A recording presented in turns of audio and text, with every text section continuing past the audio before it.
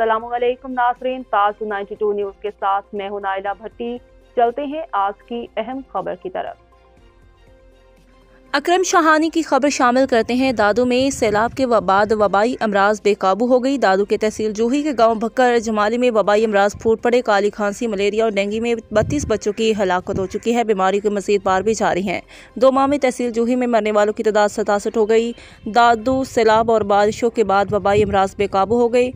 दादू के तहसील जूही के गांव बखर जमाली में वबाई अमराज फूट पड़े। काली खांसी, मलेरिया और डेंगू में 32 बच्चों की हलाकत हो चुकी है। बीमारियों की मज़ीद बार भी जारी है, जबकि 2 माह में मरने वालों की तादाद 67 हो गई है। इलाका मकीनों का कहना है कि वबाई अमराज ने सर उठाया है, लोग मर रहे हैं। इस इलाके में सेहत की सहूलियात न होने की वजह से गांव बकर जमाली 32 अफराद की हलाकत हो चुकी है। गांव कंधानी में 1 हफ्ते में काली खांसी से 10 मासूम बच्चे जिंदगी की बाजी हार चुके हैं। इलाका मकीनों ने मुतालबा किया है कि सिंध हुकूमत जल्द से जल्द इन इलाकों में सेहत के लिए इकदाम करे, लोगों की जानें बचाई जाएँ।